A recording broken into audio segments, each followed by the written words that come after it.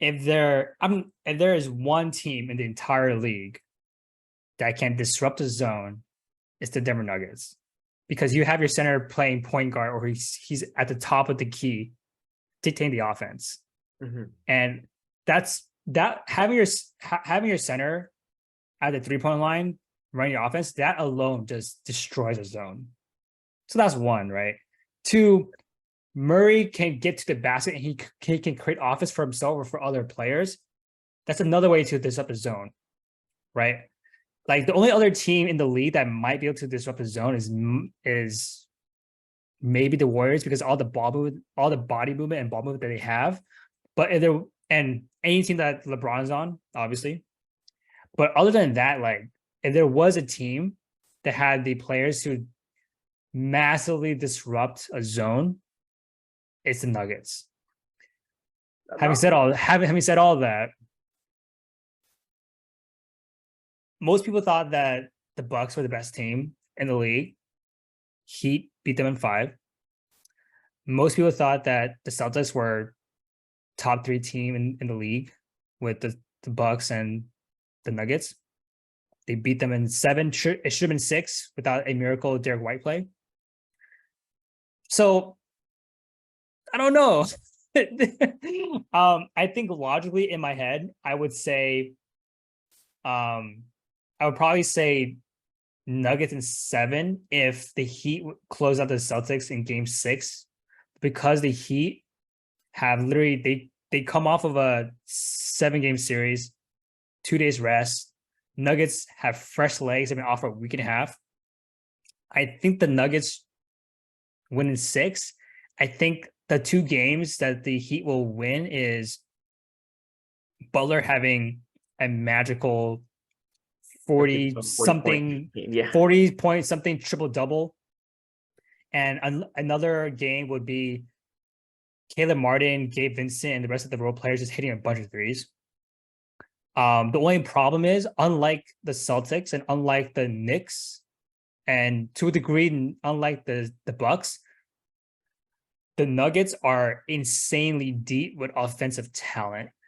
So even defensive talent. I mean, they have KCP, and they're like, it's not like with the Celtics, Jalen, they have like Jalen Brown, and these guys also have to play offense. Like, they're a big part of the offense. I'm not saying they all play, like KCP doesn't play offense, but like they're not the focal point, right? Like KCP can just spot up and shoot here. They have they have many players to throw at Jimmy, whether it's to your point, Bruce Brown, a phenomenal defender as well, who can shoot threes, and that they'll have designated plays for him to shoot a couple threes here and there, right? So they don't have to take on that offensive load consistently. That's going to come from Murray. It's going to come from Jokic, and Porter and Gordon will sprinkle in a pretty decent amount of scoring.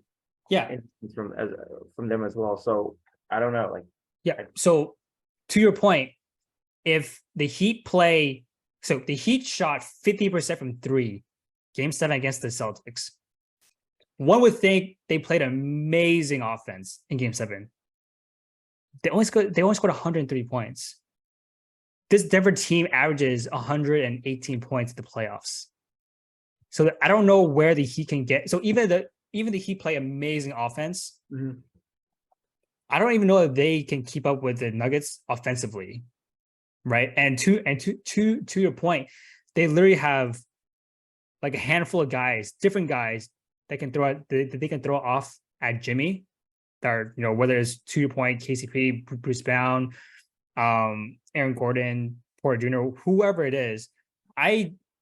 Logically speaking, I don't see how the Heat can beat the Nuggets, but honestly, there is no logic with this team. Like this, like the only team they logically beat were the Knicks. Like I was like, I kind of saw that coming. I kind of saw that coming. That's about it. Yeah. So I mean, I will say that the one thing that why I'm very comfortable picking the Nuggets compared because when I picked the Celtics, I was not comfortable. The one thing that I will say that gives me some comfort, other than the obvious like Jokic and Murray and so on and so forth, is that Michael Malone is a far better coach than any coach that Spo has coached against this entire playoffs. Right. So I don't I don't see Michael Malone making the same mistakes that Mazzulla did and Coach Bud did throughout these playoffs against the Heat, whether it's zone adjustments, whether it's offensive adjustments, no adjustments, timeouts, no timeouts, like all these other things, right?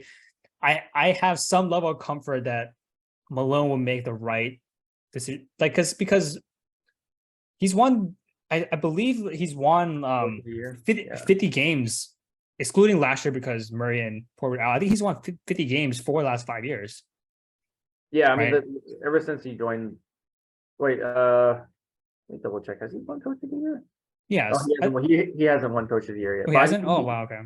He's got second. I wasn't sure, but he's been with the Nuggets for a long time. He's got second once or twice. I'm pretty sure. Yeah, I mean, he's been fantastic for the Nuggets. The moment they hired him, I think prior to that, let's see, 2000, what the Nuggets before? It's like 2018, probably. 2015. 2015. Yeah, I'm just thinking, like, what was the Jokic's like rookie season or sophomore season? Yeah, that's when he joined the Nuggets. Wow. Okay. But I'm just trying to think of like what was that Nuggets team? It was Nurkic and Jokic for like 20 games before they traded Nurkic. And this one they still had Ty Lawson before he got into trouble. There you go. I was like, what was this team in the mid-20s? Because this is post Carmelo Anthony. Yeah, and then this is when they had Gary Harris at the 2. Oh, as well. Like everything is slowly coming back. Because I was just thinking, like, who did they have? They didn't have Jeremy Grant. Did they? Oh no, that might have been later. They did 2 years ago. Yeah, he was playing. He was off the bench. Yeah. Okay, yeah, I was like, I remember like what was this team in the 2015? Yeah. All right. So who are your X factors in this series on both sides? That's a good one. I think X factor for the Nuggets, it would have to be someone that isn't obvious. At least my definition of it. I think for me is whoever is guarding Jimmy Butler the most. Like it's kind of like a cop-out answer, but I think that's gonna be the reality of the situation because I think he's gonna be the biggest threat. Yeah, I'd rather have like Caleb Martin try to beat me than like Jimmy Butler beating me, or Strus, or Vincent, any other guy, basically. Like, because Butler can consistently play well. I'm not saying like these other guys can't, Strus or Vincent or Martin. It's just like you're not going to necessarily see them consistently score 25 plus points every single game. Consistently. Yeah, agreed.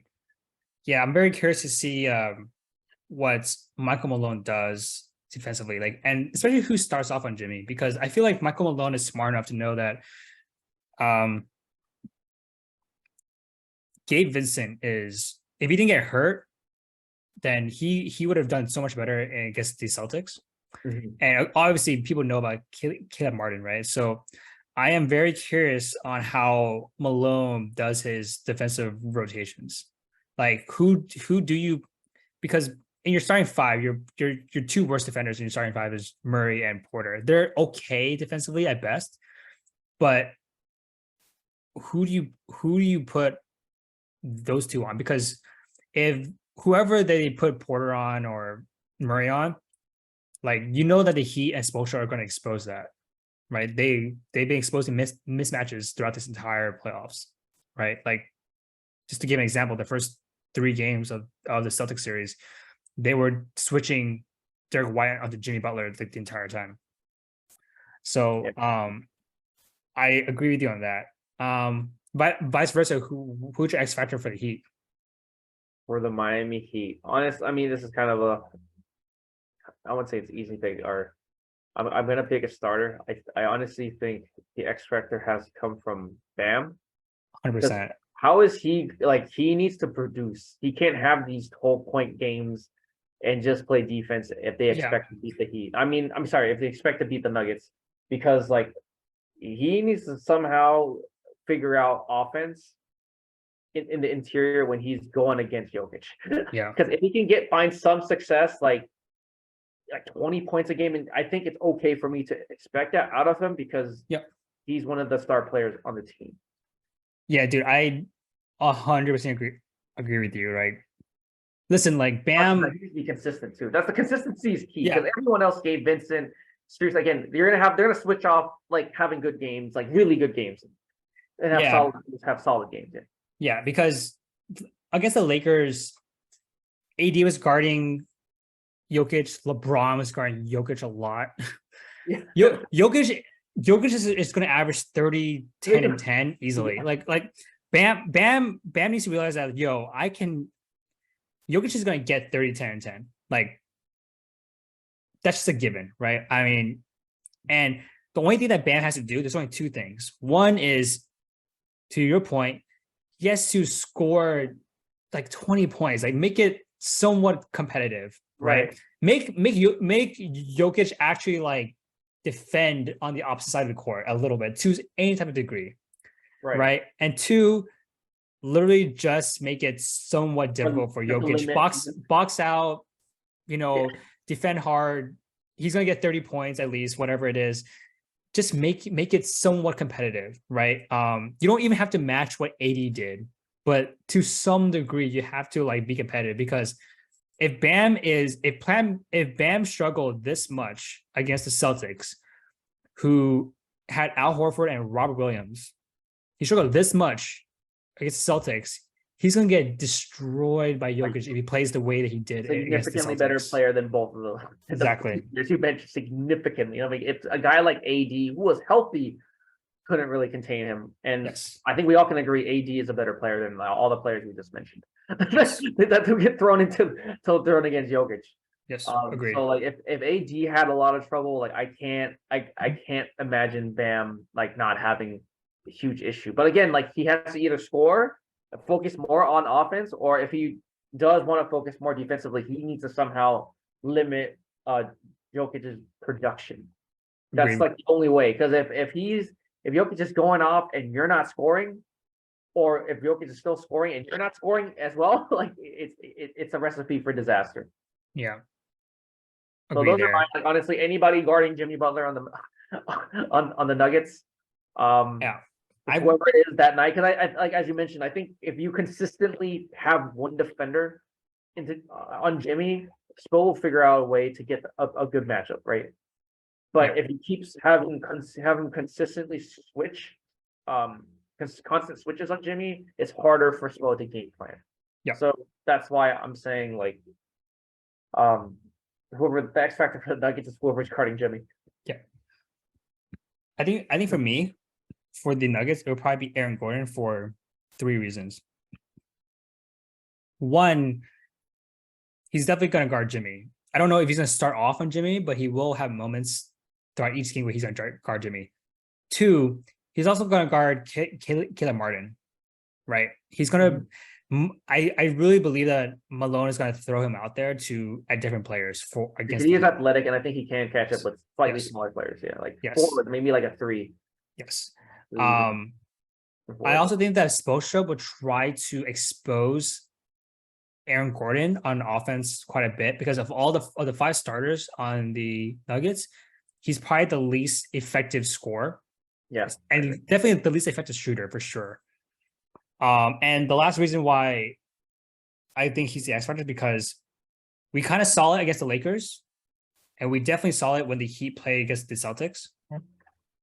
That this series, when it comes to the subs, it's going to be 5-out basketball. It's going to be small ball. And Malone is going to play Gordon at the 5, back of 5 a lot. Like he only played 7 players, Jeff Green and Bruce Brown off the bench towards the end of the Lakers series. And we saw that the Heat did not even play Zeller or Love at all. And now, again, the matchups are different, but I cannot see how Kevin Love and Cody Zeller can impact this series against the Nuggets. I think they will get roasted defensively, whether it's against Jokic, Gordon, Porter Jr., they're going to get roasted. So I don't see Spo playing them that many minutes, if at all. So I feel like Gordon is gonna draw the top 2 defensive assignments. He's the one that's gonna be left open the most because he's the least effective shooter and scorer on the starters for the Nuggets, and he's gonna play back of 5 the most when they're playing 5 out on both sides of the court for both teams, right? So for me, it will probably be Gordon, but I agree with you that whoever is defending Jimmy, they have to just make it hard on him because I don't know how many games. I think he's had 4 games where he's had 40 plus points already, and he has won every single game. So, because Jimmy, what he does is not only does he score, he gets your team into foul trouble because he does half his damage in the paint at the foul line, and he gets guys open shots because he's going to the paint all the time. And as we saw in the Celtics series, the Heat have very good 3-point shooters. So whoever's guarding Jimmy, like they have to contain him, and it's going to be a team effort, right? It's going to be a handful of guys that are going to take the shot at him, right? So, Yeah, maybe that's my thoughts. I guess who's going to be your X factor for the Heat? I agree with you that was Bam. Okay, cool. I just want to make sure. He's got to contribute something. Like whether it's offensive, defensively, like he's one of the star players on the team. Like he has to contribute. He just can't be a bystander in this series. Yeah, because for me, if Jimmy averages 30 points and the Heat's wing shooters average, let's say 50 points between Caleb, Vincent, Lowry, Duncan, whatever, 50, 60 points, that's still nowhere near enough to win. They need Bam to score at least like 20 points to win. Yeah. Or somehow limit Jokic's production to like 20 points. Which no one has done yet since from just pure scoring. Like this is excluding his passing, like in assists.